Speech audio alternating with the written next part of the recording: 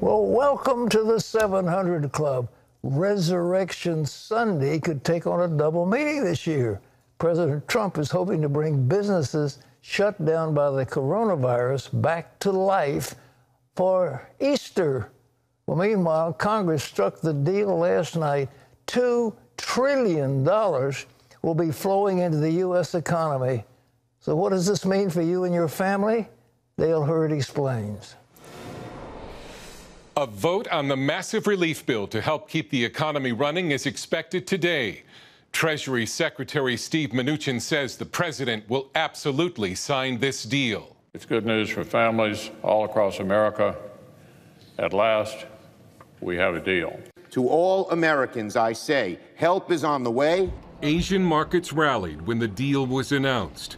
That on top of a huge pop in the Dow Tuesday, more than 2,000 points on news an agreement was at hand. The rescue package would send $1,200 checks to most Americans, expand unemployment benefits, and provide a $367 billion program for small businesses to keep making payroll while workers are forced to stay home. It also includes $500 billion for larger industries, including airlines and hospitals. The deal came in spite of a push by House Speaker Nancy Pelosi to load it up with what one senator called a Disney World wish list of funding for left-wing causes. Majority Whip James Clyburn told members of the House Democratic Caucus, "This is a tremendous opportunity to restructure things to fit our vision." Pelosi reportedly pursued demands on a range of liberal policies, like unions, the Green New Deal, student loan forgiveness, federalizing elections, immigration, mandates on business, and Obamacare. But after a scathing response, Pelosi finally gave in. The biggest economic stimulus package in modern American history comes as the president says he wants to reopen parts of the economy by Easter. Easter is our timeline. What a great timeline that would be. 3.4 million people filed for unemployment last week, nearly 5 times more than the highest week ever. And Trump argued on Fox News that closing down businesses for a prolonged period could present another health threat. You're going to lose more people by putting a country into a massive recession or depression. You're going to have suicides by the thousands. Economists say the U.S. is entering a sharp recession, with some projecting that the gross domestic product could shrink by almost 1/3 in the second quarter. But healthcare experts warn the country isn't anywhere near ready to drop quarantines and return to normal. No one is going to want to tone down things when you see what's going on in a place like New York City. I mean that's just, good public health practice and common sense. Right now, worldwide cases number more than 428,000. One of the latest, Britain's Prince Charles. In New York City, the infection rate is doubling every 3 days. And the White House says anyone who has recently been in New York should self-quarantine for 14 days. Dale Hurd, CBN News. Thanks, Dale. Well, this package, we're very happy to see this coming. And it looks like what is going to be, the House is not in session, so they're going to do what's called a unanimous consent to a proposal that has been put together by the leaders of the Senate.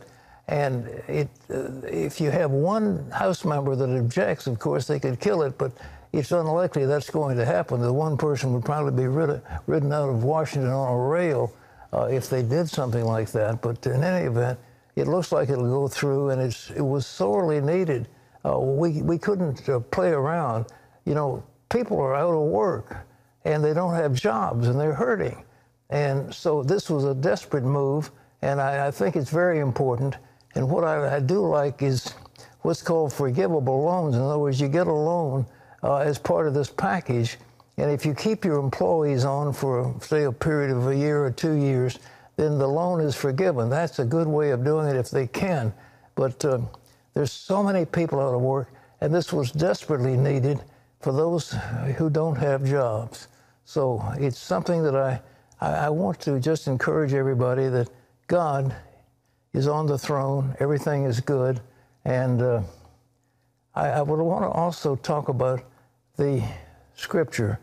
There's something that I found in the 91st Psalm where God says, I will. And one of the things that he says, I will rescue you. I will be with him in trouble, and I will rescue. I will be with him, and I will rescue him. So keep that in mind. God is going to rescue us, and this was a rescue passage. Well, joining us now is Dr. Frank Esper. He's a pediatric infectious disease specialist at Cleveland Clinic Children's Hospital. And Dr. Esper, President Trump said he'd like to see the country back by Easter. You want to give a medical opinion on that timeline? You know, I think we still don't know exactly how this is all going to play out. This virus has been throwing curveballs at us from the beginning. But it's one thing to say, though, is that it's not just one big epidemic here in the United States. It's a bunch of little mini epidemics. What's going on in New York is very different from what's going on in Kansas, and what's going on in Kansas is very different from what's going on in Florida. And so each state, and even each city within each state is all going to have little different timelines for which we can, have to watch the virus very closely and try to do our best to stem that tide. But I don't know what the future holds, and we can only hope that things are going to get better very quickly. What about these drugs? It used to be if you had malaria, you took quinine. That was the answer for malaria. Now they have a quinine distributed. Is that going to be effective, you think?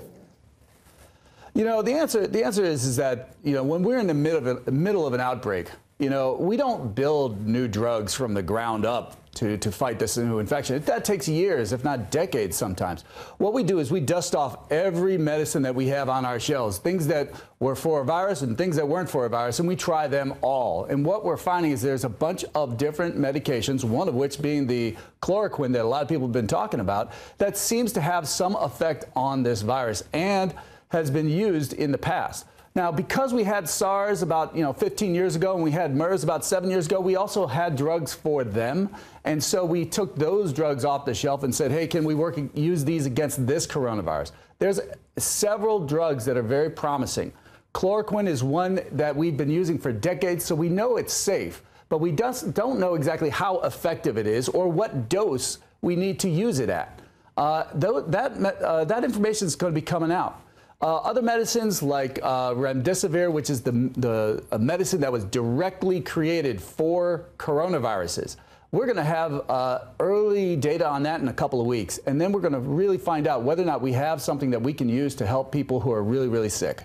Well, if a drug is designed for a particular use and it's used for another use, is a doctor permitted to do that if he wants to? Yeah, welcome to pediatrics. That's exactly what we do here, because nobody designs drugs for children. And a lot of times they're designed for adults, and then we in pediatrics have to carefully, cautiously, and methodically use medicines for children who have very similar problems to make sure that we have the right doses, to make sure that they are able to tolerate those types of medications. We do it very carefully. But yes, just because if a drug is allowed by the FDA for one disease, it can be used for another disease if you have a little bit of information suggesting that it would work. It can't be approved for that second disease until it's gone through all the FDA regulations, which is what they're trying to streamline right now. The FDA says, we need to know how well it works against this coronavirus, but also what's the dose? Are there new side effects at that different dose? These things still have to be learned. Well, we understand that the children were being pretty much spared the effects of this coronavirus. Is that true or not? Well, I wouldn't use the term spared. Children can get sick, and we have seen children get very, very sick. Thankfully, though, they are not getting sick nearly as often as adults are. But that doesn't mean that they're off the hook. They can still get very, very ill, and they can still get very sick, but generally they tolerate this virus much, much better than older adults. And we just saw a great report that came out from the Centers for Disease Control that showed that young adults between 20 and 44 were also still getting very, very sick, but they were able to recover from that sickness much better than adults 65 and older. In the end, everybody needs to take care. Whether you're 2 years old or 102 years old, you need to make sure that you care for yourself and that you are trying to do your best in order to prevent yourself from getting infected at all. One last thing, how the hospital, if there is a surge in infection with this coronavirus, are the hospitals able to take care of it? You know, every hospital system is different. I can certainly tell you that here at Cleveland Clinic, we have been focusing on, this potential surge of patients ever since we heard about this virus. Back in early January, we have been preparing and we have been figuring out new solutions to a possible surge. If we need to, in 72 hours, we can open up 1,000 new beds that weren't there before. We have mitigated types of procedures and surgeries that aren't deemed absolutely necessary so that we can free up ventilators, that we can free up bed space, we can free up all the masks. We have been planning for masks and everything, so there's a lot of preparation that goes on right now, and it continues to go on. Well, congratulations, Doctor. Thank you so much for being with us on the 700 Club. Thank you. Sir, it's been good. Thank you very much. Thank you. Dr. Esper from the Cleveland Clinic, a marvelous extra. I mean, they're doing all kinds of tests. Now, what is happening in the senior living communities? You know, in the state of Washington, this thing apparently broke out in a senior living facility. Well, there's one here in Tidewater that has been in lockdown, and they have no visitors allowed. So how can residents stay in touch with loved ones? Mark Martin shows us one community that's found a unique solution to the lockdown. The coronavirus can lead to severe illnesses for elderly people, including pneumonia and possibly death. That's why leaders here at the faith-based senior living community, Westminster Canterbury on Chesapeake Bay, are taking no chances. Total lockdown, no visitors on any level of care, independent living, assisted living, and nursing care, and it's simply to stop the virus from getting on campus. If the virus comes on campus, as we've seen from Washington State and other senior living communities, it can be deadly. With the campus being under lockdown, signs are posted talking about coronavirus preventions. For example, this one says no outside visitors will be allowed entry to the Hoy Center at this time due to strict infection control prevention. So besides a quick grocery drop-off like this one between a daughter and her mother, how do those living here communicate with loved ones on the outside? Westminster Canterbury had already developed video communication tools known as birdsong tablets. Now, during this time of social distancing and isolation, the nonprofit is offering it free of charge on all web browsers. So I'm just glad we have the technology, and it's just a no-brainer. If you're the church, what do? You serve. We have a tool that we can unleash that helps connect people easily to their families and helps distract and entertain them, educate them, take their mind off things, and so we're just going to make it available free of charge on the web. There you are. Hello. Emily Harkins Filer enjoys using the tool to Skype with her grandson. It's a feeling thing. I mean, you may not have noticed it, but I got a little tearful. There he was. I miss him. Mark Martin, CBN News. Westminster Canterbury, it's an incredible operation. It's a huge plant. They've got a beautiful location right on the Chesapeake Bay, and Ben Uncle is the head man over there, and the residents feel very well. They have all kinds of restaurants. They have all kinds of physical therapy. They have things for the people who are staying there, a variety of help to get them back from, say, a stroke all the way through to mobility. And anyhow. And thank goodness they have the technology now to see their loved ones. Isn't that great? And I know my parents they're not quite up to speed on that yet, but they would love to have that. Well, what else you got?